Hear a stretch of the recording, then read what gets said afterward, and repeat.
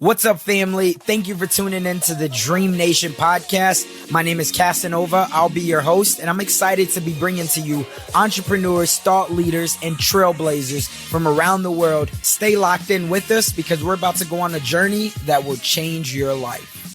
What's up, Dream Nation? We are back again, and we have an episode today that I'm excited to bring to you because today we get an opportunity to talk to one of the greats, a legend not only in football, but a legend in life, a legend in leadership, a mentor of mine, somebody who's taught me so much in such a little amount of time.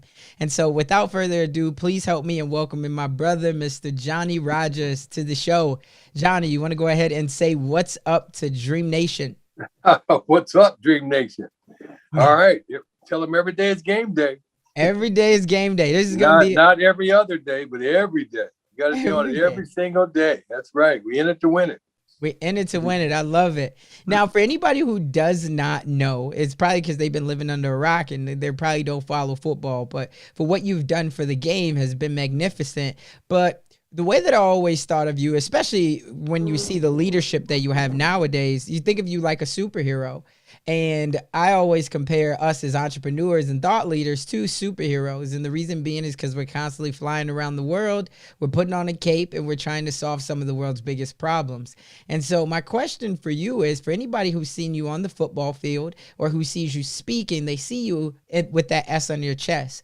But behind the scenes, what a lot of people don't know is who is that Clark Kent? And so for Johnny Rodgers, tell us, who is that Clark Kent behind the scenes? Well, I think I'm a grandfather, a great-grandfather, father. I'm just a family guy. I'm just a kid from Omaha, from Omaha. I call it against the current. You know, the Omaha Indians. They went against that current all the time. And so now we have so many different people, athletes and business leaders all over that come from Omaha, Nebraska that have went against that current and went on to do national and international great things all over the world, like Bob Gibson, the Hall of Fame baseball player, Gale Sayers, the youngest guy to be inducted into the NFL Football Hall of Fame. Marlon Briscoe, the first black quarterback in the NFL. Bob Boozer, the first black Olympian, played for the Chicago Bulls. And Phil Wise. It goes on and on and on right here in Omaha. We're going against that current to go out there trying to make a difference. I love it. Now, when you're growing up, right, because what you've been able to do on the football field has been magnificent, but like I said, the leadership, did you feel like you always had that leadership quality when you were growing up, or were you more of a shy, timid kid, and this is something that you developed over the course of, your lifetime? Well, Casanova, I have to think that I was very shy and timid, coming up. I was born, I remember living in the Omaha River Bottoms. I grew up in the Omaha River Bottoms, and that's where the poorest of the poorest came when they migrated to Omaha to live. And so I came up with absolutely nothing. My mother had me when she was 14 years old, and I didn't meet my father until I was 17 years old. So I had absolutely no leadership skills really at all. I had nothing to look for at all, except for whatever I was able to dream of and to create in my mind first by visualizing it from other places, from other people, other things, and just making some decisions on what I was going to do. And sometimes you don't know the things you can do, but I guess I was fortunate enough not to know the things I couldn't do. So all the things that I decided I wanted to do, I didn't know that they were impossible. When I was young, I heard somebody say that about $100,000. $100,000 was the most money I ever heard in my life. And I really didn't know what $100,000 was because I didn't know about money, but it was like saying millions because I had never knew any idea. My mother told me to stop telling people that I was going to make $100,000 because they would think that I would be crazy, and they take me out of the home and out of the house, put me in some type of a boys' home if I didn't quit telling people that I was going to make $100,000. And so I remember that Tommy Davis from the Boys Club called my mother one time and asked her to bring me down to the Boys Club so they could have a meeting. And when we got down there, Tommy told my mother, said, Johnny's has very unique skills. You know, he has talent, but he's in desperate need of a coach, somebody to teach him the finer points and strategies of the game. Over on the north side here, there's a guy named Josh Gibson, Bob Gibson's brother. And we think he's a world-class coach. If you can agree to me, Mrs. Rodgers, that you can get Johnny to the practices and to the games all summer long, I'm willing to go talk to Josh Gibson and see if I can get Johnny on the team. And if I can do that, then Johnny's career would go to a whole new level. What do you think? And my mother said, well, I don't think much of it. There's no way that I can get Johnny back and forth to the practices and to the games. And Johnny's only 11 years old. He don't really have a career. And then he said, I think he'd just be just fine where he's going, where he's at. So he asked me, he said, well, Johnny, what do you think? And I told him, I said, Tommy, the only thing I want to do is make $100,000. At 11 years old. 11 years old. My mother hauled up and slapped me to the floor, you know, because I had embarrassed her. She told me not to say that, and I said it anyway. And Tommy told her, said, Mr. Rodgers, we don't want to do that. He said, you're right. Johnny's, you know, he's only 11 years old. He really don't have a career, but he had the direction and he had the dream, you know. But from that point on, I still went out every place I went, and I told everybody I could think of that I wanted to make $100,000. And it came to a point where I got to high school. I was an athlete of the year for the state of Nebraska. I was All-American in football, baseball, basketball, darn near everything. And I got drafted to Dodgers to play. So I went out to the Dodger camp, and I made the team. I went out into California, and I met my father for the first time. That when I was 17 years old, the first time I met my father. And he came around to kind of just be there for me when I was going through the camp deal. So I ended up making the camp deal, and I got a contract. They offered me $25,000. And I called my dad, and I told him, I said, well, maybe my mother's right. Maybe black people don't make $100,000. So he said, no, black people do make $100,000. So he came and picked me up. He took me down to the USC stadium. And he showed me where Mike Garrett and O.J. Simpson had played. And he said they had made $100,000. So, hell, I said, well, maybe if I get to SC, I could make $100,000. I come back to Nebraska, and I'm trying to figure out how I can get to SC. And Bob Devaney calls me up and wants to get a meeting together. Charlie Washington, we have the Charlie Washington Library named after him here. He was one of my mentors. He set up a meeting with me with Coach Bob Devaney. And so Bob came up to see me, and he told me that he wanted me to come to Nebraska, and he was going to recruit more black players than anybody else in history, and he was going to let them play. And if I came, what a difference I would make to the whole team. And so, you know, would I consider coming to Nebraska? I told him, said, Coach, you got a plan, I got a plan. I'm planning to go to SC, because at that time they were only 6 and 7 every year, and they weren't doing that well. Well, I went to try to get to SC, but I played baseball and football. And so he came back to me and he told me that he would give me a scholarship in football and a scholarship in baseball. I could play them all together, and then I would have a better chance of getting that $100,000. I do that, All-American 2 years, win the Heisman Trophy, most valuable player in the country. I go to San Diego, and they offered me $50,000. A $50,000 contract, which was a lot of money back at that time. Yeah. But it wasn't $100,000. So I got my agent. I was my agent, and then I got another guy. We worked together. I called up Montreal, and Montreal had my rights. And I got off the plane, and the owner of the team said, Johnny, he said, what is it going to take for you to bring that Heisman Trophy to Montreal and to bring that and play for the Alouettes? And I told him $100,000. Right. And he said, okay. And I reached that goal. And I got the $100,000. Then, Casanova, I heard somebody talking about $1 million. I said, well, what is $1 million? They said, well, $1 million is 10 times the 100,000. I said, damn. I can't believe what? I started thinking about $100,000. And Casanova, the next year, I ended up signing the first $1 million contract in the Canadian Football League. Wow. Because thoughts are not just things, thoughts are the cause of things. And if you can hold a thought long enough, you can truly have it. I love it. First off, let me ask, once you finally got the 100,000, what was the first thing that you did? Do you I bought a remember? Rolls. Yeah, I bought a Rolls Royce. Bought a Rolls. How much does the Rolls Royce cost?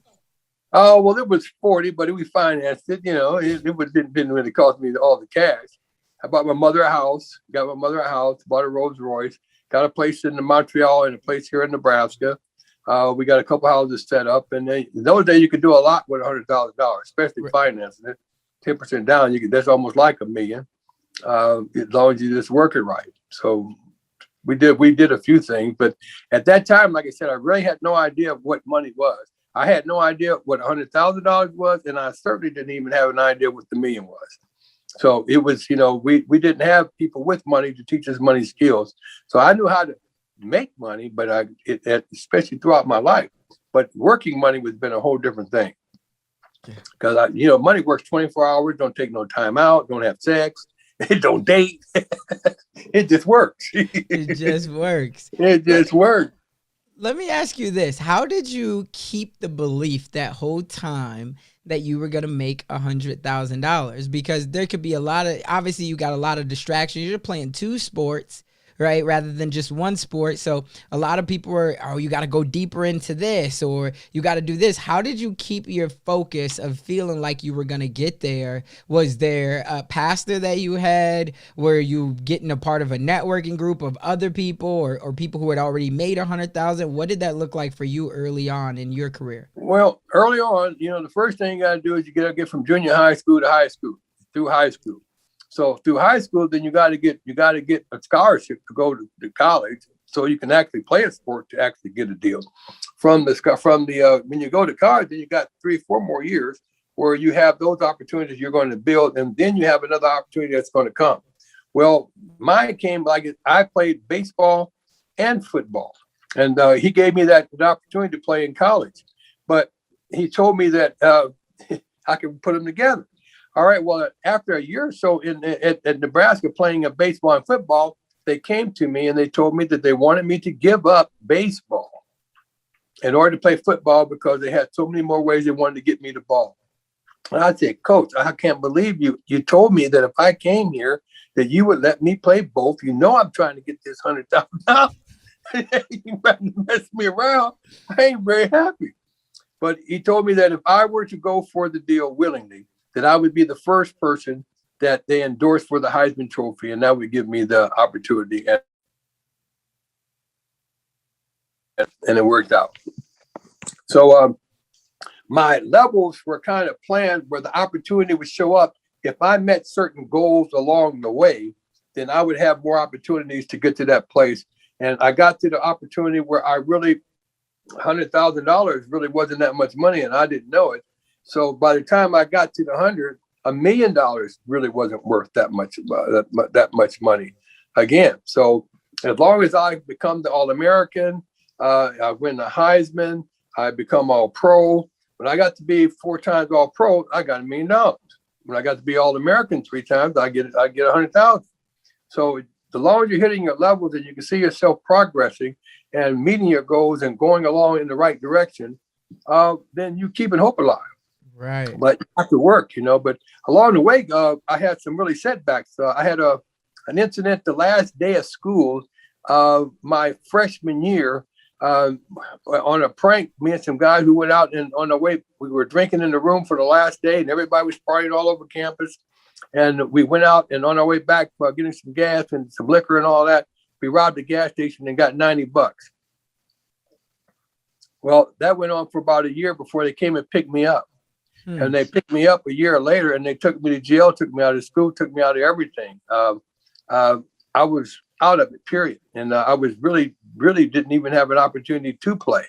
Well, when we finally worked it out and I got back into the game, I had a lot of things that I had to overcome in order to get back to the point where I could even be considered for an All-American. I mean, you got to be pretty. I'm the first guy, the only guy I know that had a felony before I won the Heisman. Wow. And back in those days, so what would you attribute that to? Was it your relationships, or did you just have a great sponsor? Because back in that day, it feels like, everything was stacked up against you. Everything. it was like winning. Winning is everything. But in Nebraska, we rated right up there with oxygen. So we won.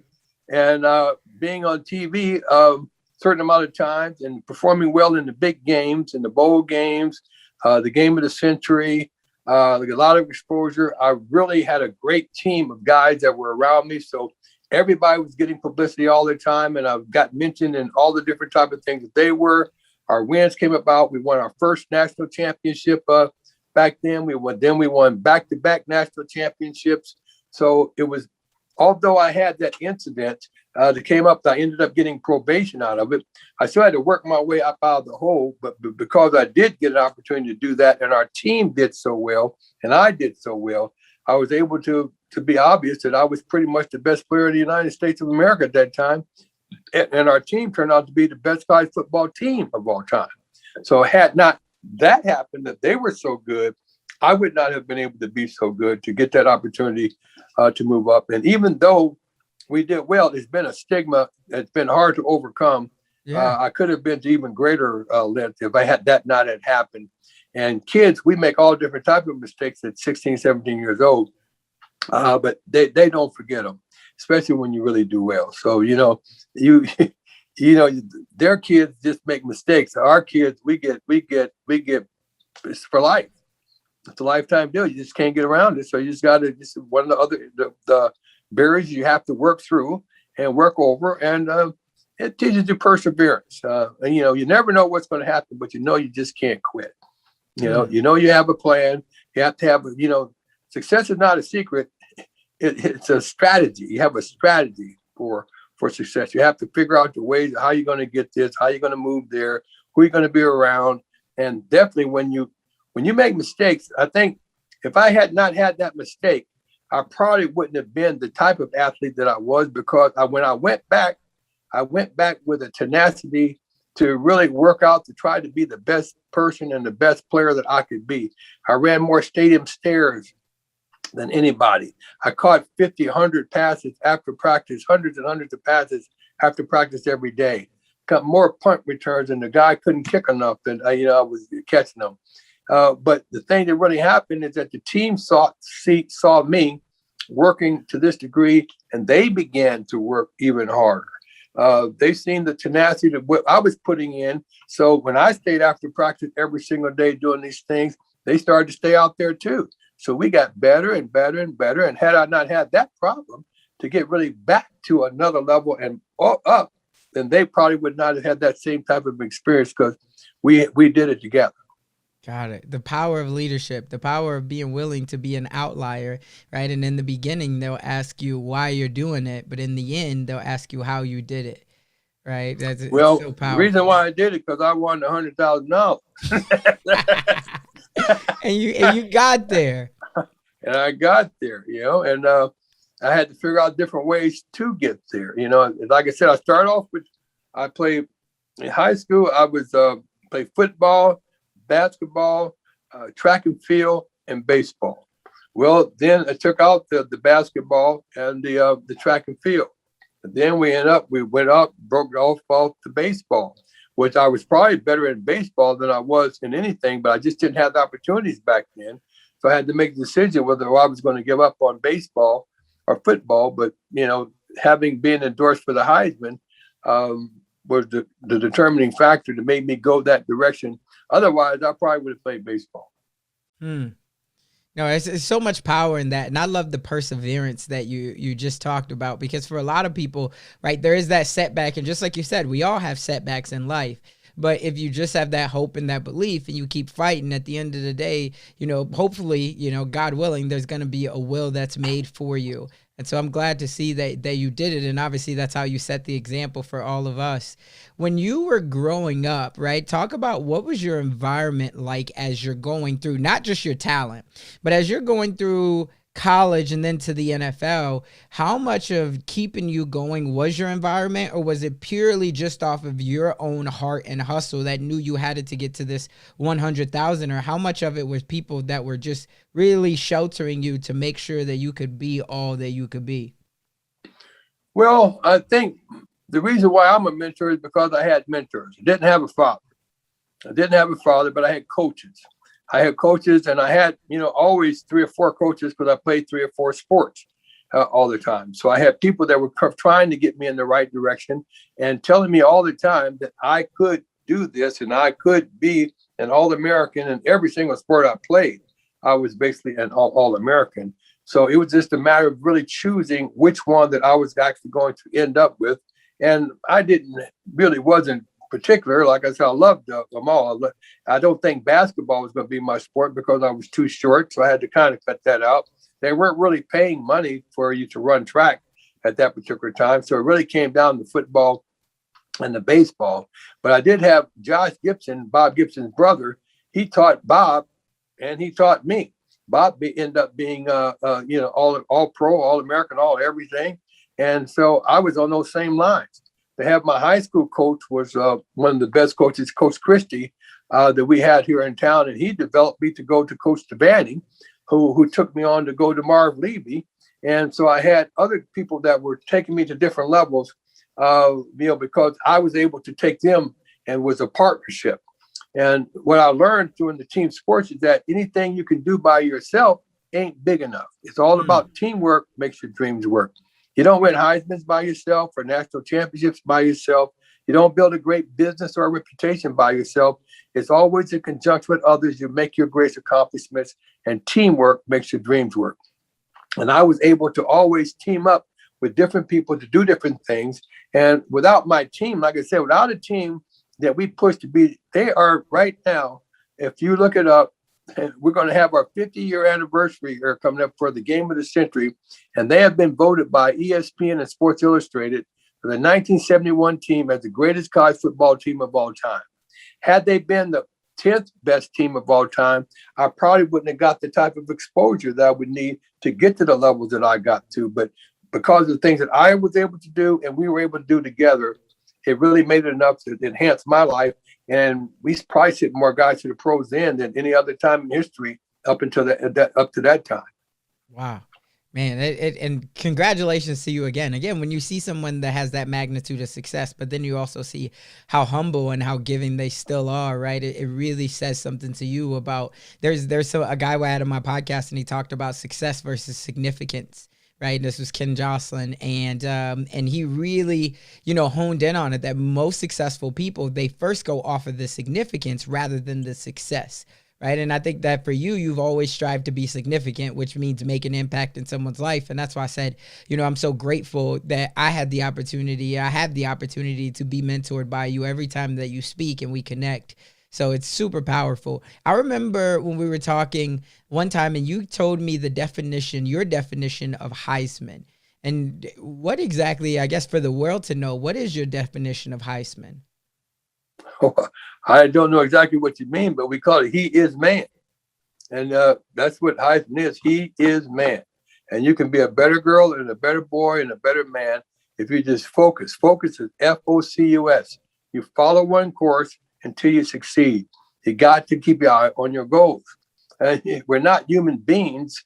We're humans becoming. And we can, if we focus on it, get better and better and better, because we don't have to stay in one place. We can do anything that we want to do if we really believe it, but you have to really believe in you first. And you have to team up with some other people to get to levels. Now, to make it, you can always make it on your own if you have creativity and ingenuity. But to really go to higher levels, you really got to team up with people and do things in a group. Like your podcast, you need a big audience. You need followers. You can't do it by yourself. With just me and you talking. Me and you talking. Right. But when it goes out into the world, it becomes another thing, and we can lead other people to do greater things. And I think that one of our biggest assets that we have is that we have access. See, one thing that they keep us from most of the time is having access. When we have access to the opportunity to do the things, then you believe in yourself. But a lot of people don't have access. They can't get a scholarship, or they can't get a good education. They can't get on a good team. They don't have parents. They don't have access to what is necessary to get yourself really in the game. And so I help other people have access to my access. And that's one of the strengths that I have, is that I can get into any door. I've been to the White House. So anytime that I have something, a good idea, or a business opportunity or whatever, I do have the opportunity to get it, because more times than not, if I call, I get my calls returned. And so at least I have a shot. We have access. Yeah. So, what keeps you going, right? Because that's, everybody hears the energy, they're seeing the energy, and they're saying, "Wow!" And you've already accomplished a lot, right? And you've already given back a lot to your community. What keeps you going every single day? Well, we come up with bigger ideas. Like I said, we're not human beings, we're humans becoming. And I think that I hope to do better things later as we go along here than I've done in the past. I don't believe you can live on old newspaper clippings. So I can't live on what I've done. I got to keep doing things. And I think that's what will keep me young, is to understand technology, to hang out with people like you. You're an incredible young man yourself. You're going definitely in the right direction. And there's probably going to be things that you probably haven't thought about yet that we will be doing together, because we're kind of out on some of the same avenues, doing a lot of the same things in leadership skills all around the country. So I stopped thinking about what we're going to do in the city here. I'm talking about things maybe we might be doing in Africa. I wanted to do our Jet Award program. We'll probably go national here shortly for the best punt return and kickoff guy in national and in the nation. That's a national program now. So that's something that's going to come up. So your ideas get grow as you can see bigger. When you have different people that you're hanging around that have dreams, then their dreams catch on to your dreams, and y'all get bigger dreams. I love it. I love it. Are you a big reader? Like, are you a big, like, what, I guess, where do you turn to for your knowledge, for your inspiration? What does that look like for you? Well, I'm one of those guys. I get on YouTube. I listen to different speakers. Whenever I'm in my car, I'm turning on some type of motivational something going on, that I might get some direction, or I might get some more lines that I might need to use, or ideas, or different things. And people that I'm following, I'm trying to be coached as I go along myself intentionally, and by people that I admire and see what they're doing. And like I said, it's not the things that we're doing right now are just smaller things, because we will get bigger and we will get better as we go along if we keep breathing and keep ourselves healthy. And I'm really a big into health. I have a fairly decent diet. I don't do a lot of things to really tear myself down. I'm trying to build myself up all the time. So I know I have a shot. And all you need is a shot. Is a shot. Just need a shot. You got to stay in the game. Put me in, coach. I'm ready. I love it. I love it. You've been a world-renowned athlete at every level. Like, when you see athletes now that are performing at, the highest of level, Heisman type levels, are you in awe by these newer athletes, or is it like, nah, I know this is the type of workout he's doing because I was there? Well, when they get to be world class, they do have significant workout schedules. But I'm noticing, I watch tennis quite a bit, and I see people getting tired. And I wonder that whoever gets tired first loses. I can't believe that so many of them are not really in that type of a shape, are not making the type of commitment that it really takes to go to the next level. And they have trainers. They have access to all different types of trainers and things, but they're still getting tired. We would just run ourselves until we threw up. I mean, it wasn't nothing. I mean, when you've done all you can do, and you work out as hard as you possibly can, and everything you think you need to be doing, and you just can't do no more, you are only halfway there. And you got to know that. See, you can't say, well, I've done enough. You have not done enough yet. You have not done enough, because whoever gets tired first loses. So I remember turning the corner and sprinting for the goal line. And I think, I went through all different type of workout regimens to make sure I don't get tired first. And I just remember thinking, I can always know when they got tired, they let off. And if they could have held on just a little bit longer, I might have quit. But I was in good enough shape. I was in world-class shape, and I never got caught from behind. I was the only guy in college football who never had a fair catch on a punt return. We always had enough energy to make that difference, because I realized that whoever got tired first lost. And so I didn't really want to be the one to get tired first. So I wanted to make sure that all the time that I was competing, they had to be in world-class condition. And my team was. We, it's just an attitude. It's an attitude. You're going to work out. Let's work out hard. I love it. That's something that we could all take in life, right? Like whoever gets the person who quits first loses, right? You can never fail if you don't quit. And the only time that you actually fail is when you quit. So you gotta be willing to weather the storm. Well, you only quit when you get tired. When you get tired. Fatigue makes cowards of us all. I tell you, I've been tired now. I've been so tired I want to quit first, but I'm not quitting, giving up first. And you might lose a little this and that and other, but you still got to give up whatever you got at that point. If you got to crawl or roll or whatever you got to do, it's probably going to be a little bit more than the next guy that you're competing against, because whoever gets tired is going to just lose it. So you just got to make sure that you take the step knowing that ahead of time to do more than other people are doing if you want to get to the places that they're not going to. It's like you're talking about reading. You got to read more. You got to study more. You got to practice your speeches more. You got to just do all the different things a little bit more than you think you should be doing. Because like I said, when you think you've done all you can do, you're only halfway there. So do some more. Do some more. Do some more. I don't get tired. Let me ask. I get tired, but I'm not quitting. But I'm not quitting. Oh, I respect it. You can throw up. You can shit on yourself. You can piss on you. You can do whatever you can do, but you just can't quit. Just can't quit. On anything big or small, or it will become a habit. There you have it. You'll always find a reason that you can quit if you start. And you never know when you're going to have a breakthrough, I mean, you're going to have a breakthrough. I can't imagine how many times that I made my goals at the wire.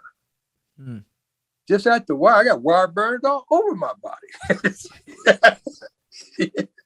I'll tell you, it don't come easy. It just comes, other people just let down and you just went by because you were still there.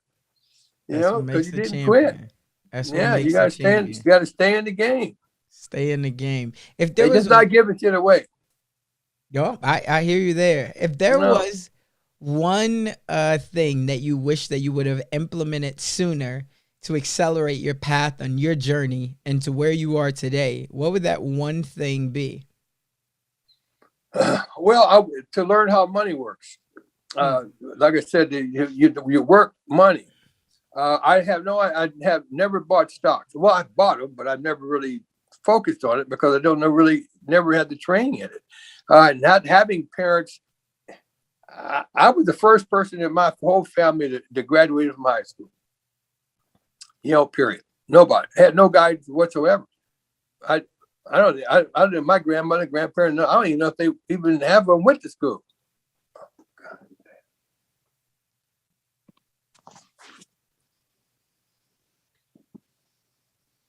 You there? Yep, I'm here. Oh, okay. No, I don't. We didn't have any education. Didn't have anybody in the family had any education. Now I have 3 daughters and they all have master's degrees. I have 3 sons. 2 of them have degrees. One of them has a CDL license. He's a truck driver. Still makes $75 a year. But they've all done well. I have grandkids now that are getting degrees and going on to be lawyers and doctors. I mean, we promote education now, but it started here. And so I just couldn't get it all. I couldn't really do it all. So I just did the things that I was good at. And the time passes you by, so many things. The thing that you really keeps you young. Oh my God. It's funny. Something keeps happening here. Are you still there? Yeah, I'm still here. All right. If you don't keep up with technology, I think. I mean, I'm not that really technology savvy, but I try to keep up as much as I can because as long as I can keep up with the technology, I can stay in the game. But the kids are able to have more technology and they're able to show their genius and they understand the teamwork and they have support. When the people before me, like my grandmother and grandfather, the people, my aunts and uncles before me, they really just didn't have a shot because they had no idea about education whatsoever. Half of them couldn't read, couldn't write. My grandfather really couldn't read or write it at all. And he was a breadwinner for the family. He worked at Cuddy Hay Packing House. He made more money than my mother and father, grandma, everybody at the packing house, and he couldn't read or write. When we lived down on 10th and Locust, down the Omaha River bottoms, down there, he built the little house, the little house that we lived in. We didn't have running water. We didn't have no electricity. We did candles. We had well water. We had an outhouse. I mean, they were just getting started, but they took us to another level where I could at least see some things that were possible, things that were possible that they really wanted from me. And I was able to get my mother into a high school diploma, after me. And then to get my kids. I had my first kid when I was 14. By the time I was 19, I had 4 kids. Wow. These kids that we're talking about, they have the master's degrees now. They came early. Well, and then my other 2 girls, they came later on, Johnny Rodgers. So that was why you needed to make 100,000. Well, and that's why I need to make $1 million too. Right. Right now, I got like 13, 14 great grandkids. I still got to have mine. Yeah, and I got about 11, 12 grandchildren. But they're all doing well. So I understand the direction. And so we don't tolerate it. We want education is not part of your life. Education is life itself. It's just life itself. You got to be working on trying to be the best human being that you can. I respect that's your goal. To be the best you can and be honorable. You can't be lying and stealing and cheating. You got to do it in an honorable way. Because people don't need to see it. As long as you got to like yourself. If you don't like yourself, you're probably really going to give up hope. I think about it sometimes, how can people commit suicide? And I think the only reason why the person can commit suicide, they've done something so bad that they're ashamed of themselves, or they just can't forgive themselves for doing it. Otherwise, I can't. That's the big quit. God's not going to take you anywhere if you take your own life. You just quit to that degree. Got to stay in the game. Got to stay in the game. Got to want to, because you like you. The things that you're doing. You got to like you. But if you start quitting, you give up, you're not going to like yourself. Right. If you do devious things, you're not going to like yourself. You're not going to respect yourself. And others not going to respect you because you don't respect you. I respect that for sure. This has been a phenomenal conversation, my brother. I want to be the first one to say, if no one else has told you today, thank you. And I definitely appreciate you. For anybody who wants to stay in touch with you, where can they find you at? Well, I have the jetaward.com, jrspeaking.com is my website, and my other website is thejetaward.com. They can contact me. I have numbers on both of those. Got it. Perfect. Okay. Well, the last question that I have for you that is one that I like to ask everybody. There's somebody out there that's super inspired by your story, but they have that little, and they want to blaze a path similar to what you've done and all the accomplishments and how honorable that you still are now. But they have that little voice in their head, and that little voice says that they're not smart enough, they're not strong enough, or maybe they just don't have enough resources. What's the one thing that you would leave this person with to get them to just take action? Well, I think, I guess your spirit, you have to realize that there is a spirit, there is a being that's out there. And if you do good things will happen to you. The Creator sends me help all the time. I don't make every time by the wire, by the pans of my skin. Like I said, I got wire burns all over my body, but I have angel help. I have spirits. I believe in things. To be a spiritual warrior, you have to be able to prove things you don't see. So you have to believe that there's a stronger being out there, that they have a plan, and you're part of that plan. And that's why you don't give up, because you're giving up on God, you're giving up on the Creator, and you're giving up on your people. And angels will come and to help you. Spiritual intervention will come and to push you to the next level if you're going in the right direction. If you're going in the wrong direction, you probably will keep going that way too. But the law of increasing returns, if you take a step in the right direction, it will keep you going that direction. If you give it a little push, you're probably going to be on your way. And if you don't quit and you believe in yourself and you like yourself and you're really trying to do the right thing, it's not because it's for you. You're a spiritual warrior, and you're doing it because the Creator, that's your job. That's why you're sitting here. That's your job. To team up with others, to help part of the other angels that are around here, that's your job. And the big eye is watching, and it's at some point in time, you won't have to know whether you're going to go to heaven or hell. You can judge yourself on the things that you do all the time, whether you like yourself or not. And if you like yourself, you're probably going to be all right. You're going to be all right. Well, again, I want to say thank you. If nobody else has told you today, my brother, I appreciate you and all that you've done to give back not only to me, but the community. Remember, Dream Nation, just as he said, you got to take action, because if you do not, what we all know is that dream that you have, and we all have a dream, will only merely be a fantasy. That's all for this one. We'll catch you on the next one. Tell them to dream with their eyes open, though. You can't dream with your eyes closed. You got to be able to see your dream. Got to be able to see it. Open your eyes. Reality. That's right. Open your eyes. Love it. I love it. That's all for this one. We'll catch you on the next one. All right. All right. Thank you. I appreciate you too. That's all we got for this episode. Thank you for sticking around. That truly means a lot to me, and hopefully that means that we delivered massive value on this one. If you haven't already, the way that you could say thank you to myself and the team is just by heading over to iTunes and leaving a review and a rating. That's what iTunes loves to see. That's how we get out there even more. And I would definitely be grateful for it. I know the team would as well. Do me a favor and head on over to DREAMNationPodcast.com. That's where you're going to be able to find all of the resources that we talked about in today's episode, as well as more exclusive content. And you'll also be able to sign up to our email list where we have more exclusive content. And we always love to hear the feedback from you all, because you're our tribe. So remember, in the dream we trust. We'll see you on the flip side.